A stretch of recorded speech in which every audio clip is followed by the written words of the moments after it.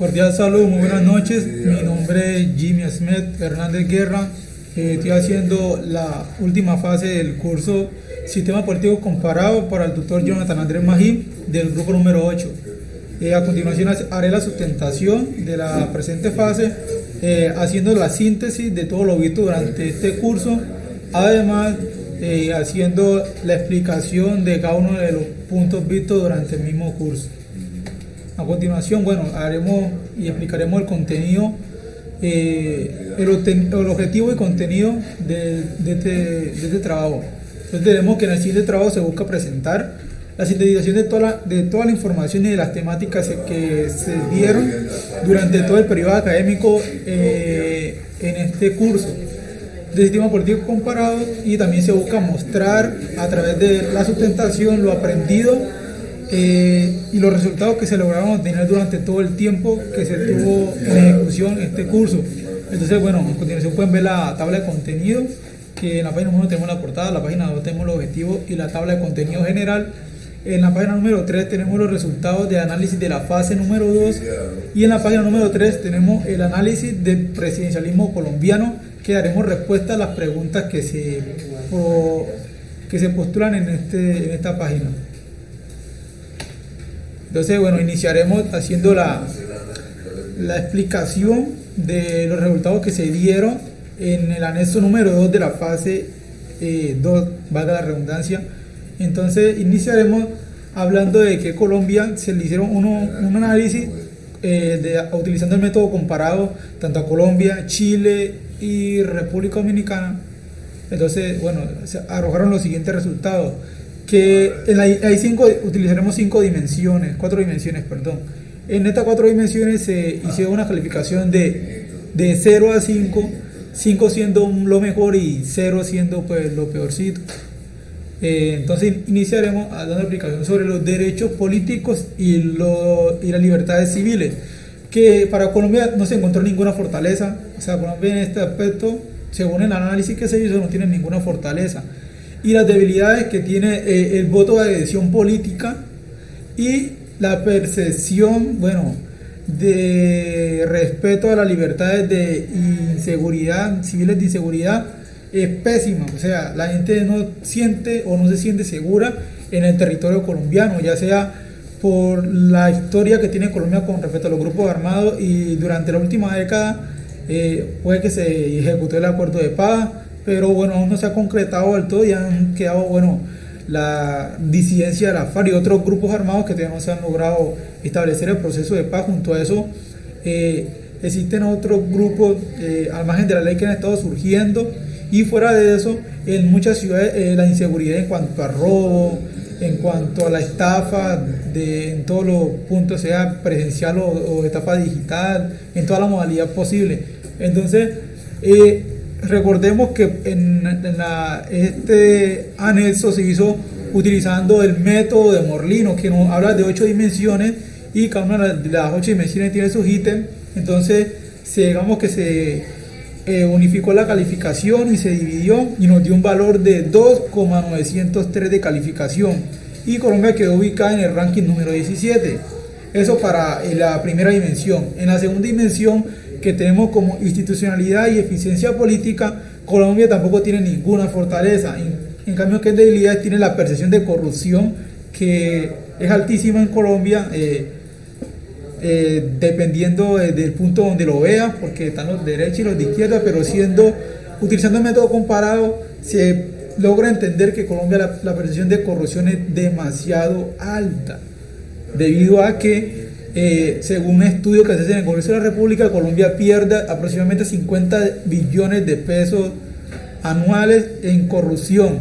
Entonces, con 50 billones de pesos, ¿qué tanto no se hace? Es el 50% de lo que se estableció para este año como presupuesto para el Plan de Desarrollo Nacional. Entonces, como el dato como para tenerlo en cuenta.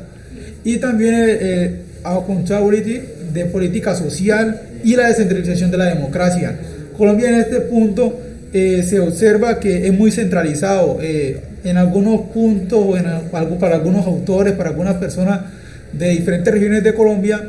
Se habla sobre el bogotocentrismo, que ven a Colombia, a Bogotá, como si solamente Bogotá fuera Colombia, y no lo miran en un punto transversal. Y o en otro punto lo podríamos observar que Colombia solamente le invierte recursos a las ciudades principales. Entonces en otros lugares se ve como totalmente el abandono, como en el departamento del Chocó, en todos los departamentos que son de la Amazonía y parte del valle. Entonces hay que tener en cuenta eso también. Entonces, repitiendo lo mismo que en las dimensiones, bueno, se dio una calificación de 3,647 para Colombia y quedó Colombia en una calificación superior a la anterior y quedó en el puesto número 11. Ahora, las fortalezas en la tercera dimensión, que es la dimensión de capacidad para generar políticas que aseguren el bienestar de las personas, o sea, ¿cómo puedo decir? Colombia genera políticas, pero no quiere decir que las políticas se cumplan. Entonces se encuentran dos fortalezas, que el desempeño en la educación y el gasto público en la salud. Colombia invierte mucho en salud, pero eso no se ve reflejado que Colombia invierta en la salud, ¿ya? O bueno, por el mismo ítem anterior, que es la corrupción, ¿ya? Y en la otra anterior, que es la adhesión de la política. Entonces Colombia en este punto sacó una debilidad, que es el desempleo urbano. En Colombia tiene una tasa de desempleo bastante alta, como del 13%, 9% aproximadamente, por ahí no tengo el dato muy claro. Y Colombia en este punto sacó un valor de menos 0,613. Preocupante resultado. Y Colombia ocupó el puesto número 13. O sea, quiere decir que nunca los países en que estamos muy bien en esta calificación. En la última dimensión tenemos políticas que aseguran la eficiencia económica. Colombia tiene dos fortalezas: índice de libertad económica y la inversión, tanto local como extranjera. Entonces, el índice de libertad económica quiere decir que Colombia le permite a las empresas un libre mercado, una libre negociación y un libre comercio en el país, en el territorio colombiano, por decirlo así. Y como debilidad tiene la brecha de ingresos y el endeudamiento externo y local que tiene Colombia. Colombia internamente tiene mucha deuda y externamente tiene demasiada deuda, que aproximadamente es el 49% de deuda que tiene Colombia, entre 40 y 49%. Y la brecha de ingresos, bueno, depende de qué punto se observe, pero según el análisis nos dice que Colombia tiene una brecha de ingreso en cuanto a la importación, y tiene una calificación de 0,207, o sea, y ocupó el puesto número 8. Preocupante. Entonces, pasando al punto número 2, que es el análisis del presidencialismo colombiano, daremos respuesta a 3 preguntas. La primera: ¿qué tan fuerte es el presidencialismo colombiano en el contexto de Latinoamérica? El sistema presidencialista en Latinoamérica es el que se establece. En todos los países de Latinoamérica existe el presidencialismo. ¿Qué pasa? En Colombia, en las 2 últimas décadas, bueno, anterior al 2020, Colombia vivió un tiempo de extrema derecha. Colombia fue gobernada por extrema derecha desde el inicio, desde Álvaro Uribe Vélez, que dejó su legado, pero anteriormente el presidente Andrés Pastrana, Ernesto Samper y los otros presidentes anteriormente también fueron de la misma línea. Entonces, bueno, en Latinoamérica, pues Colombia se ha marcado en su sistema presidencialista, es como muy inducivo, que permite la inversión, permite los encontrones entre las oportunidades de inversión extranjera y de fortalecimiento y enriquecimiento de las empresas exteriores, y no recaudando lo suficiente, y en cuanto a la repartición de riqueza es algo desigual. Entonces el sistema presidencialista ha sido muy centralizado. Entonces en ese aspecto Colombia es preocupante ese dato. Entonces, ¿cómo cambió el presidencialismo colombiano con el periodo que hubo reelección? ¿Se fortaleció, se debilitó? ¿Por qué y cómo? Cuando Colombia empezó con la reelección, el presidente reelecto fue Álvaro Uribe Vélez, también fue Juan Manuel Santos Calderón. Ambos presidentes económicamente pues no dejaron mucho que desear. Bueno, en ese tiempo Colombia no tenía tanta cuando tema de inflación no fue tan descabellado, pero la desigualdad de repartición en la riqueza fue totalmente marcada. Colombia vivía una crisis total en ese aspecto, pero no se echaba mucho a ver porque Colombia, como la inflación no lo estaba azotando tanto, entonces la inversión extranjera era altísima porque era libremente la economía era libre en Colombia para la inversión de los extranjeros, entonces pues se lograron esos resultados. ¿Por qué? ¿Por qué se considera que fue así? Colombia, como se mencionó anteriormente, pues en los últimos 20 años, en las últimas 2 décadas, Colombia estuvo abierta al mercado exterior, abierta a que personas invirtieran en Colombia, pero no se preocupó porque se invirtiera en el territorio, a que dejase como si en todos los territorios de Colombia hubiera esa inversión. Se centralizó mucho en las ciudades principales. Pasando a la tercera pregunta, ¿cómo han sido las relaciones entre las ramas de poder ejecutivo y legislativo en la última década?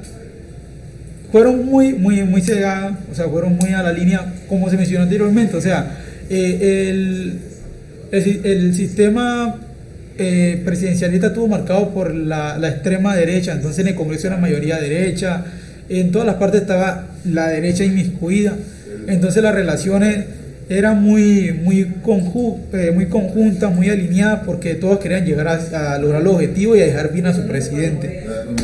Como último, bueno, dando mi propia reflexión, dando mi propia percepción de todo lo analizado, entonces, ¿cómo analizo la calidad de la democracia en Colombia en relación con el presidencialismo que existe?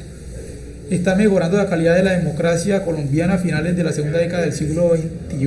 ¿Por qué? Respondiendo a la primera pregunta, la calidad de democracia en Colombia ha sido, bueno, se puede decir que relevantemente bien, porque se logró un cambio, o sea, se nota de por qué sí está bien, porque se logró tener un cambio de derecha a izquierda, sin tanto revuelo. Sí hubo tanto revuelo, pero no como se esperaba que pudiese llegar a ser. Entonces, en ese punto para Colombia, lo ha hecho bien. Y en cuanto en el siglo XXI, ha mejorado mucho, ha mejorado demasiado, porque se le ha permitido la libre expresión política. Las mujeres han estado más participando en la política, o sea, quiere decir que las mujeres han generado empatía con los ciudadanos colombianos para ser elegidas. Por ejemplo, tuvo la primera alcaldesa en Bogotá, Claudia López, por ejemplo, se podría mencionar así. En otros departamentos se han logrado hacer cambios de sesgo que se tenían en todo el territorio. Las relaciones internacionales han mejorado, o sea, quiere decir que Colombia ha tenido unas buenas relaciones entre la Cancillería colombiana. Y bueno, se le agradece a todos por la atención y espero que haya quedado claro la temática.